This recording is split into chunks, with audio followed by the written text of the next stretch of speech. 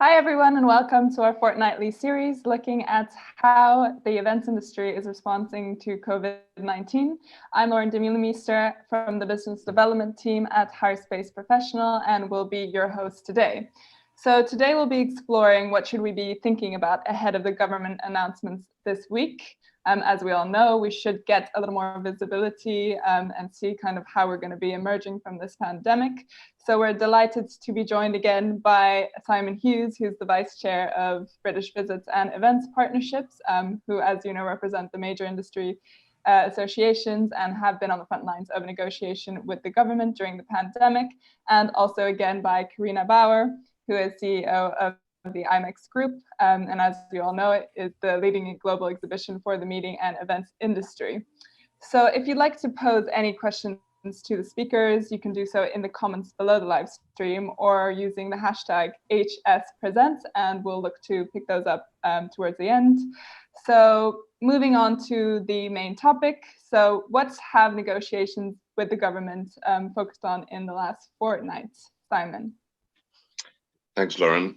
Well, I think the two main things that we've been focused on was one was contributing to a paper that Visit Britain have been putting forward to number 10, which went in yesterday. And that's about how, what help is required by the tourism generally, including, of course, events, to recover from COVID-19. It's quite an interesting process. Again, I sense there's much more pace being developed now. I think people are beginning to realize that we need to be thinking actively about how we get out of all of this. We've maintained the health aspect, but we're damaging the economy and in some sectors in a really radical way. So I think people are beginning to think about how we get out. So I'll come back to the tourism industry recoveries work in a second. The other thing we've been doing is working with people like Bays who have been looking at workplace requirements. So we've been contributing to those as well. But the tourism industry recovery, one of the things that we've noticed, and this often happens, is events weren't as prominent as they might be. So we spent quite a lot of time thinking carefully as a kind of team within the BVEP about what we needed to put in there. So, for example, we've now got in there that under the kind of the general value of tourism, the fact that business events have been impacted with cancellation levels of about 55% in quarters 2 and 3. We've therefore been able to forecast a total loss across the events industry of about 58 billion this year if we don't pick up in quarter 3 and 4. In terms of losses to business, to put that in context, the outdoor events has lost the majority of the season now. 76% of all music events have been cancelled, 68 or so percent of arts events, 63% fairs, 58% of recreation events. So it really has been a catastrophic loss in terms of business. One of the elements of this recovery document was timelines, and it was quite interesting because, again, we were able to start to insert some quite early timeline ideas based on the types of events that might be delivered. So there is an indication that some outdoor events might restart in July and September, but they would tend to be things like public spectacles or displays. They might be drive-to or drive-through. There was a good example of somebody hosting a concert, I think it was in Denmark recently, where 500 people turned up in their cars and listened on an FM frequency to the performer. So, drive-through, drive-to could be a new way of doing things. We're also suggesting in October and December, again, think about the kind of seasonal activity. So you've got Halloween, you've got Christmas fairs, you've got New Year's Eve events. We're also suggesting that, we need to be looking at that period as well. And above all in all of these discussions, we've been trying to get the word mass gatherings or the phrase mass gatherings out of there, because we constantly saying we're an industry where health and safety regulations, the welfare and safe management of our attendees, it is so important. Just calling it a mass gathering just doesn't reflect what we do. And we will work and we can work and we are working on how social distancing impacts our businesses and what public health requirements we need to think about. So there's been quite a lot of kind of effort on that front. And I'm pleased to say most of the proposals that we put in to kind of increase, to ramp up that event element have been accepted. So that has all gone in. So yeah, a good piece of work, I think. On the social distancing, again, it comes back to the really interesting consultants being brought in to help government departments do things. I think there's a sense I get from some of my colleagues of being a bit annoyed about this, because it feels like we're being told what the solution is before anybody's actually been asked the question. And certainly I know some of the folks who we put in on behalf of the BVEP to join these meetings have found them quite difficult, because they've been effectively joining a meeting full of, you know, beauticians and double glazing salespeople talking about how they're going to work in people's homes or how they're going to work in their offices. And our world isn't quite like that in terms of where we deliver and how we deliver. So we've been, again, talking about, we already have great risk assessment capabilities for running the kind of events that we run, whether that's leisure events or business events. We have fantastic health and safety regimes that we work in already. So as a sector, as an industry, we're ready for this. You know, tell us what the requirements are going to be, and we will work to those requirements. Now, the fact of the matter is, we know on some of the work we've done, and I must give credit here to some of the trade associations. So the MIA, the Meetings Industry Association, the EIF, NOAA and AEO have all been contributing. So they're partners of the BVEP partnership. They've all been very quick in giving their thoughts and their views. And, you know, social distancing, if it's 2 meters, that's going to have a massive impact on venues and their capacities going forward. The MIA did a very quick piece of work, getting a survey out to quite a few of their members and getting a really good response. But it shows that, you know, I think it's probably 82%, I think that's right, say they can, you know, they're able to operate with those measures, but it won't be trading in a break-even way. So again, you know, all of this stuff, by the way, is available. All of the papers and the guidance notes and reports and survey results will be available on the BVEP website. So if I misquote anything, sorry, I apologize, but it'll all be up there so people can have a look at that themselves. All right, that's great. Thanks for sharing. And Carina, obviously you've got your finger on the pulse as well. What are your thoughts on these? Yeah, I mean, it's interesting listening to Simon. As we said last time, you know, I think the job that BVEP and the associations are doing to lobby for us at a government level is invaluable. But I guess, you know, when you hear things like our industry's leaders are going in and sitting next to, you know, people like beauticians, I guess it just shows really the lack of understanding, the deep lack of understanding of what our industry is and what it isn't, and how we do already work, you know, and as you say, we already work with so many health and safety guidelines that have only increased over the years. And we work hand in hand, you know, as an organizer, you work hand in hand with the venue that you're with. So it's not all down to the venue, it's not all down to the organizer. So I think, you know, being able through the BVEP to really get that message home to the government, and really we need a different discussion with the government around business events, and particularly business events as well, rather than just leisure, where you can curate the people that are there. You know, people get registered, you know, for us, for example, at IMEX, we qualify the buyers to come in, so we can limit the people that are in there.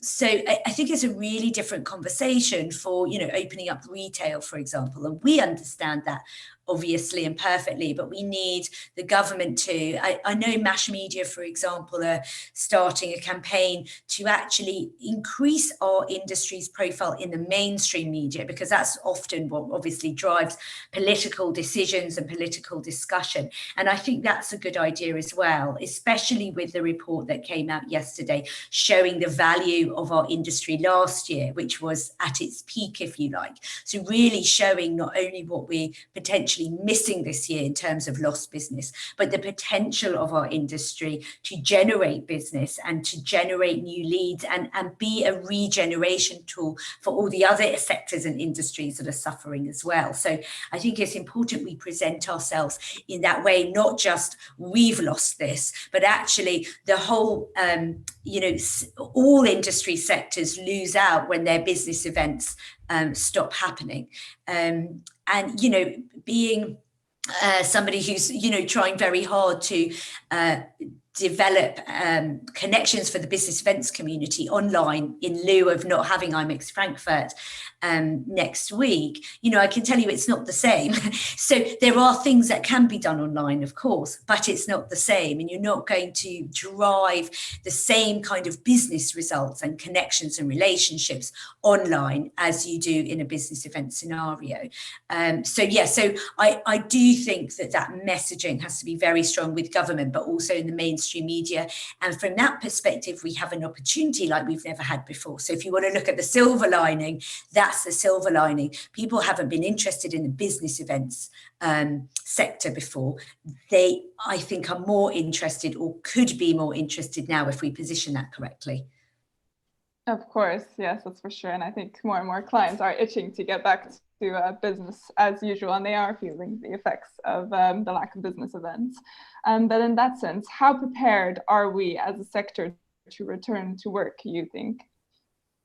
Well, I mean, I think there are two things, aren't there? There's one which is returning to your place of work, and then there's this other thing is returning to work from an events perspective. As Simon said, and I'm sure he can talk more about what's going on in terms of readying the different parts of the business events industry for a return to business events. So, for example, for us, we're in the trade show business, and UFI came out with a white paper yesterday for trade show organisers and venues, really looking at every part of the event, the pre, the on-site and the post, and what you need to look at from a health and safety perspective, from social distancing, from flow. So that was really useful. And the Events Industry Council that's based in the States, they've set up a working group called APEX, specifically to look at business events and how we can start to get ready for when they come back in the short and medium and long term.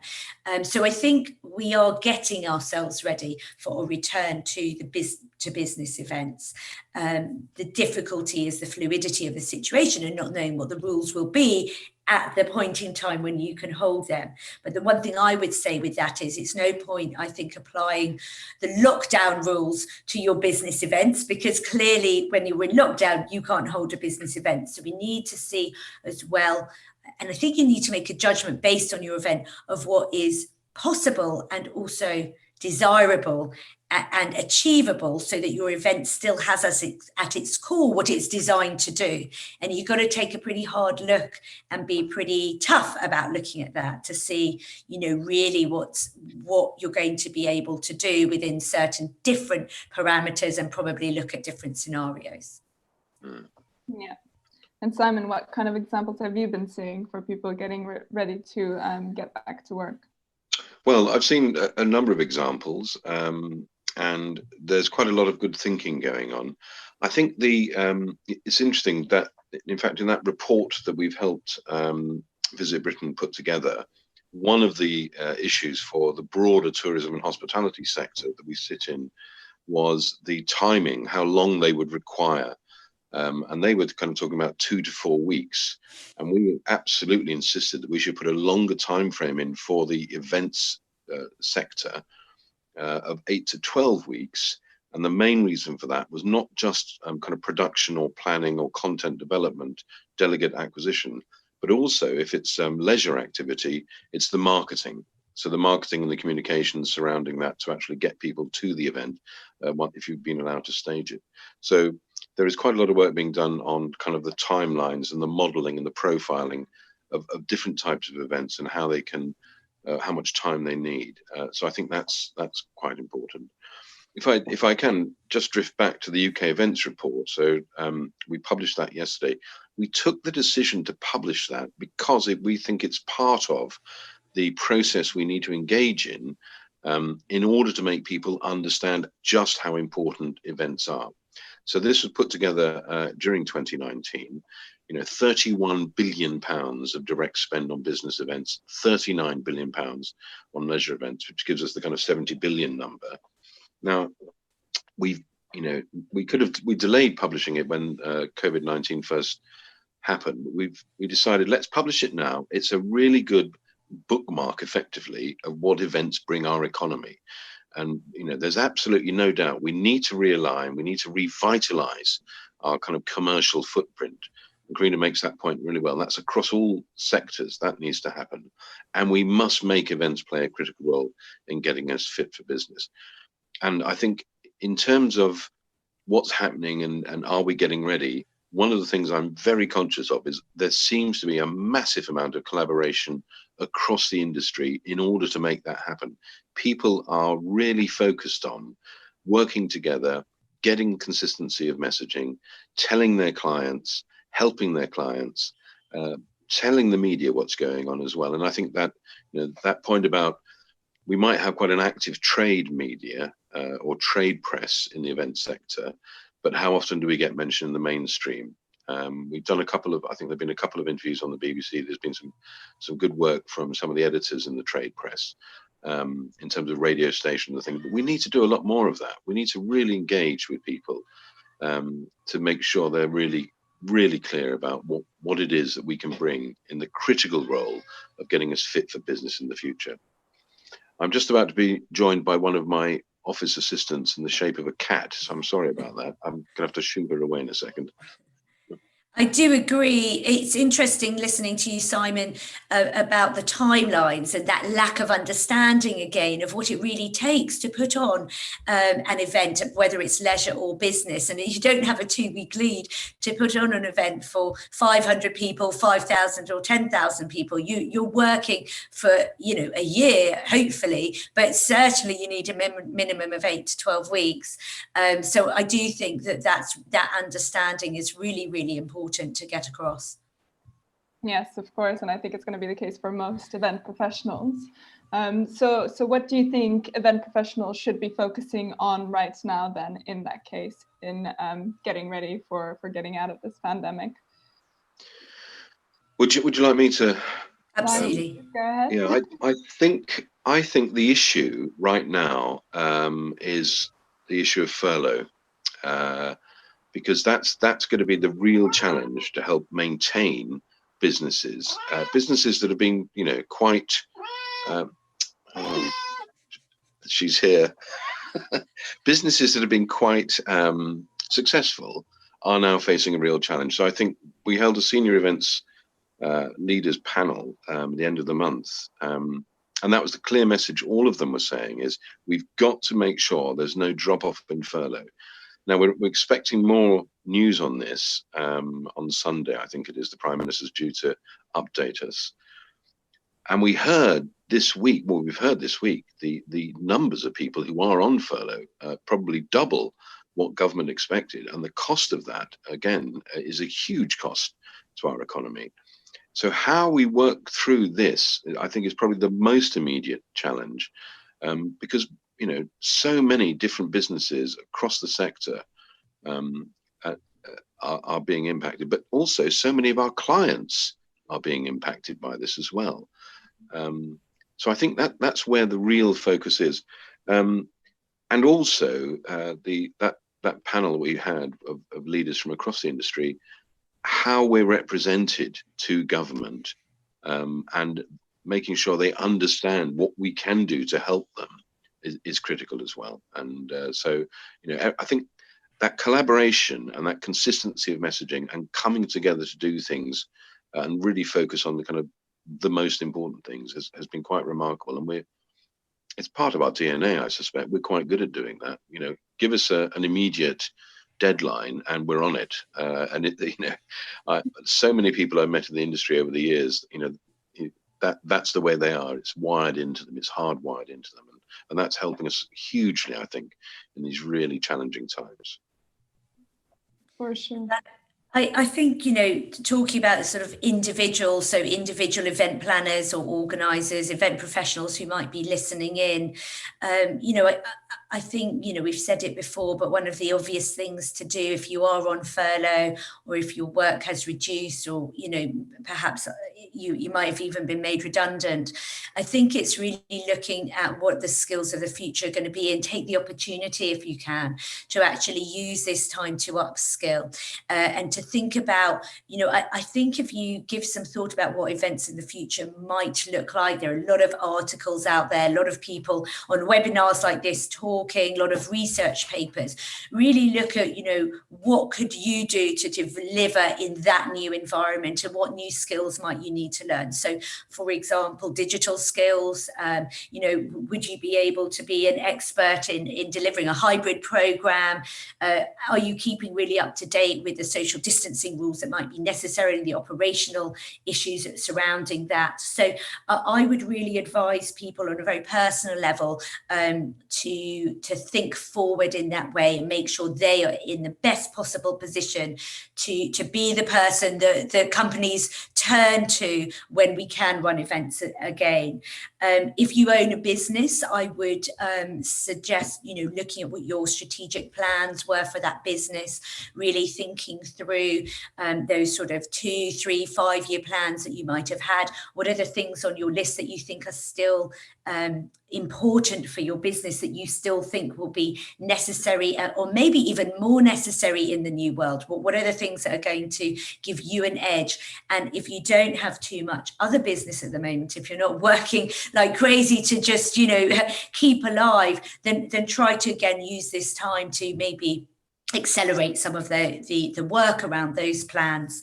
And the other thing I would say is, you know, do as much scenario planning as you can. If you're good financially, if you can get help with that, then I think that's really important to make sure that you are looking at what you really think your worst case scenario. So I'm working backwards from there, because if you can think the unthinkable in a way, hopefully the unthinkable won't happen, but at least you'll know what it is you need to do and plan forward. So I would really encourage people to start planning now through to the end of 21 at a minimum, and start thinking about what their business might look like next year when hopefully events are back, but will they be back in the same way for your business? So those are maybe some more personal things that people can think about doing. Lauren, on the personal front too, I think something else that I would, you know, highly recommend is that in these really unusual times and very challenging times, we should make sure that our kind of mental health and well-being is on the daily to-do list. I know it's really hard and challenging for people when they're juggling working from home, maybe they're in self-isolation, children being at home or more family being around them, the demands of, you know, on kit and who's got access to the broadband, all of those kind of things. People really go up and down. So I think, and I'd like to kind of name check Julia Price from HBAA on this. She was saying one of the recovery things we should do is actually make free mental health and well-being provision part of the recovery plan, so that we can support people who've been struggling and you know, face severe challenges about their business, their livelihoods, how they're going to make things going forward. So I think that's another thing I think we should be very conscious of, and in a very kind of proactive way. I think it's really important. Yeah, I think you're absolutely right. And we can see that the well-being industry is booming right now, and it is playing a key part in everyone's life, especially during these strange times. So we've obviously got a lot of questions coming in from the public. So let's just take a quick look at those as I'm aware of time. So Jack Frankton has asked, there will clearly be some restrictions for people at business events this year. How can we make them fun? Maybe Carina, you've got some good thoughts on this one?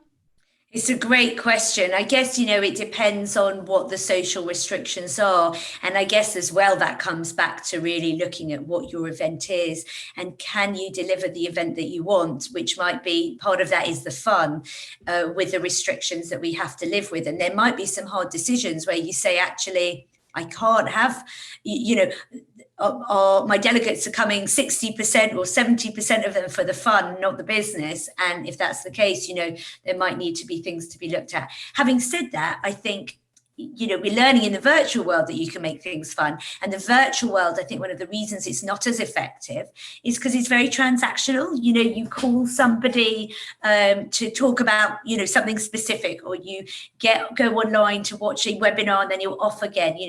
Are many of us interacting in that way that we do so naturally when you're together with people? So I think we could learn, whether it's icebreakers, there might be some fun things that we can do around greetings, for example. Silly things, but and it depends on your event. This wouldn't work in my event, but for example, I saw in China, school kids went back and they went back with these 1 meter hats, because how do you get school kids to social distance, right? So they all had these hats with like 0.5 meter out of each side. So there are fun things that you can do. I think that you can make your events fun still. And I think what's really important is find ways to bring joy back in, whether it's a little gift, whether it's well-being.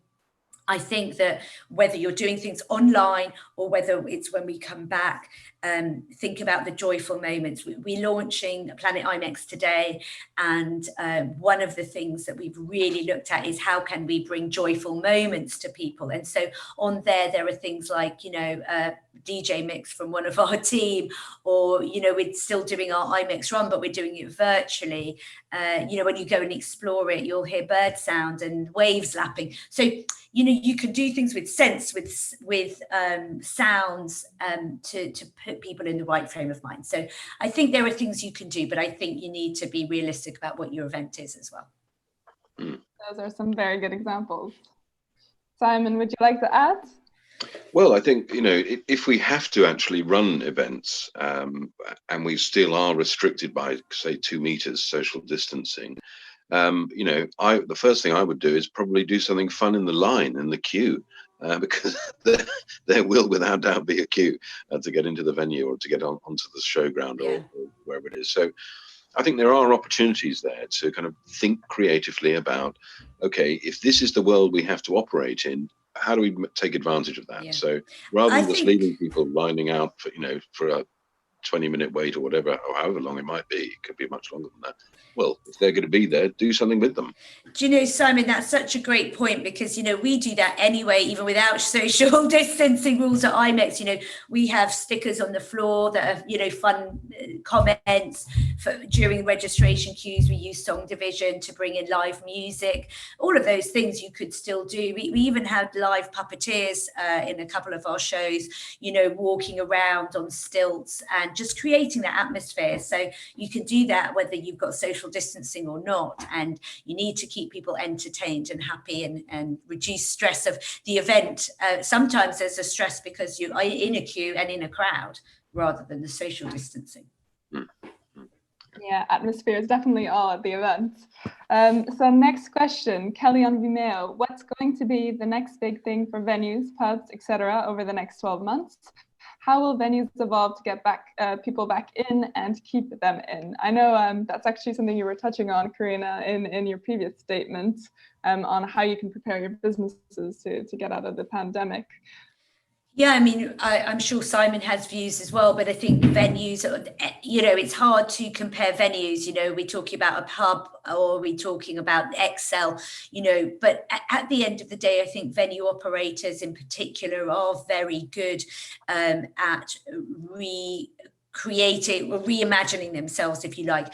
As we were talking about earlier, you know, the past few years we've been very focused on the threat of terrorism, and you know, as trade show organizer, we've worked very closely with our venues on all the safety and security protocols, and I absolutely believe that we're going to be doing exactly the same, but now it's going to be looking at sanitation and health and safety and food production, everything around that. So I think the venues are going to play a really strong role in helping us to manage the flow of the venue, you know, whether it's maybe a one-way system, there's thermal screening, bringing the cleaners in with the right equipment. So venues will play a very strong role. And of course, they already operate with very strict health and safety guidelines and regulations. So this will be another complication, but it's something that we'll all learn to do together. And I'd add, Lauren, that we're definitely seeing examples of venues over the next 12 months altering their physical state, probably by using temporary structures outside. So if you imagine visiting, say, a National Trust property, where a tea room might be one of the main features, that tea room probably won't work in current restrictions, so they might well take it outside. And that means also relaxing permissions and licensing to make sure the regulatory framework that allows you to have that flexibility around your venue isn't difficult, isn't complicated. We don't want to add a burden to people by then hitting them with all kinds of permissions that they might need. So that we're definitely seeing that as a trend. I think people will be moving outside in order to serve people in a slightly different way, particularly on the food and beverage side. And if you think of how, you know, the current regulations are just shrinking our venues, even the big ones are being shrunk by them.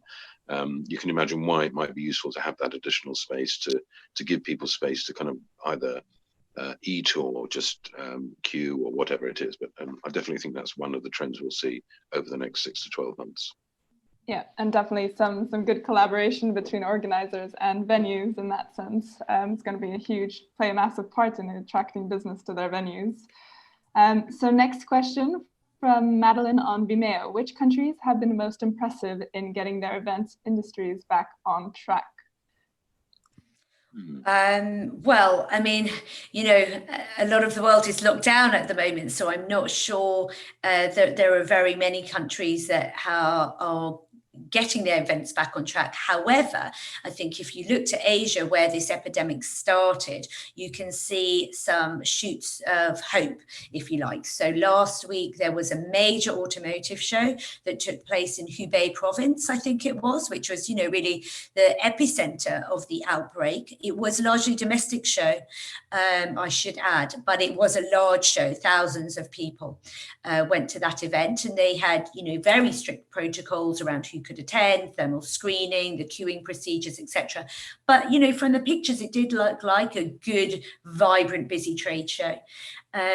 Destinations like South Korea have never really gone into lockdown because of the test and trace system and the controls that they've had. So whilst they haven't had many international events, their domestic events haven't actually been very affected. I was just talking to one of the major agencies earlier who was telling me about the events that they're running there. And Singapore has closed down a little bit now, but previously was running a lot of, again, smaller domestic events as well. So I think if we look at the Asian destinations where either it started early and they're coming out, or they've controlled things very well, we can see where our first shoots are going to come from. And it would be very interesting to look at destinations like Switzerland, who have managed to control the cases very well so far. They've never actually banned events under 1,000 people. So it'll be interesting over the next few weeks to see what starts to happen and whether some of those events, you know, for a few hundred people start to open up. And also then looking at destinations, you know, Northern Europe, but also Australia and New Zealand, where you can see that they've contained the issue and that they're just starting to open up. So those are the ones I think to look at. Yes, I'd add to that I think some of the, and I hope somebody keeps me honest here if I've got this wrong, but I've seen some articles talking about Spain already thinking about concerts, but for very limited numbers of people. And from my point of view, the fact that they're actually considering holding a concert for maybe 35 people is of itself significant, because I think what we need to be able to do is very quickly and incrementally, little by little, small steps, introduce events back into people's lives. So, if that means there's a great light show in the city centre somewhere regionally in the UK that people could jump into their cars and drive round and witness that, and it's a proper event that's been organised, it begins to kind of support our return to normality. And normality is going to be a very odd thing. It isn't going to be the way it was.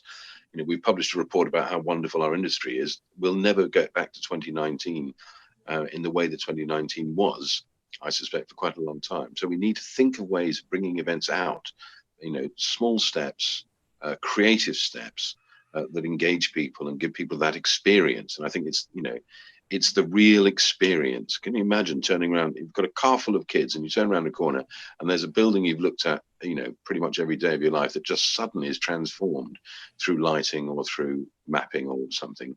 What a great thrill that would be. And it reminds people why we like to get together and why we enjoy the experience. So I'd hope we'd see things like that. So the example of Spain, despite the really serious challenges they've had of thinking of how important culture is, or cultural events are, is a great example. And I really do hope that we follow that example and can and do things like that here in the UK as we begin to unlock. Definitely something I'll be looking forward to as well in creating this new normal. So another question we have from Bruno on Vimeo is, in light of the Virgin announcement yesterday, is business travel going to become too expensive in the short, medium term? I think is a very difficult question to answer with any definitive, knowledge, really. Obviously, there's got to be a concern around the cost of air travel if routes are heavily affected. So if you've got far fewer routes and far fewer people allowed to maybe travel on an aeroplane because they have to keep the middle seat empty, then there's an obvious concern about what the cost of that your seat is going to be. On the other hand, airlines need to get people traveling again, and they're going to be very cognizant of that. I was certainly talking to somebody from one of the airlines in the US recently, and he said because of the government funding that the US airlines have received, they believe actually there'll be a cap on pricing, which the government will force upon them. Because the government doesn't want to be funding them and then people not be able to travel. So I think there are lots of different considerations in different countries which will affect different airlines. So I'm always a half glass full, so I always look at the positive. And I think, at the end of the day, if flights are too expensive, people won't use them. So, there is that demand supply issue as well. Yeah. Yes, I'd absolutely agree with that. I think we're seeing some kind of fairly fundamental systemic adjustments in airlines like Virgin. British Airways are also using this current situation to kind of readjust the way they operate and the kind of volume that they have available in the marketplace. So I think we are seeing that. The danger is, I think, too, with airlines is in terms of their relationship with our industry. I don't think there's anything wrong with our industry. I don't think there's a systemic failure in our industry, but I suspect there might have been some problems in the airline industry in terms of numbers of planes and slots and capacity, which this is now shaking out. I just hope that we don't get kind of caught up in that, because they will, they'll make some big changes. They'll announce that they're, say, moving out of Gatwick, and then they'll look for the government to give them a loan. We're in a different kettle of fish here. We run very, very good businesses. We are hugely important in terms of the economy. And we are one of the tools that they need to deploy to help us get back on our feet So that's why we're asking for help, not because systemically we're not very good at what we do. We are really good at what we do, and we do it really well. And we've just got to keep plugging away there, getting that message across to people, and uniting around that simple message. We can help this thing get better by the time it all ends. Definitely. And on that note, I think we're running out of time. So we have a couple more questions around what you're most positive about again. So quickly, maybe one word or one sentence answers from you both before we wrap up completely. Well, I love actually what Simon just said, which is what I fundamentally believe, that there's nothing systemically wrong with our business. We're not able to run our business events today because of a health situation, but there's actually no fundamental reason why business events won't come back when the health situation has been resolved. So our biggest issue right now is around the length of time that might take and how we manage in the middle. But, you know, really, that's why I am positive in the long term about the business events industry and about our industry's ability to recover from this. And I'm also optimistic that we're creative enough to find ways through in the meantime.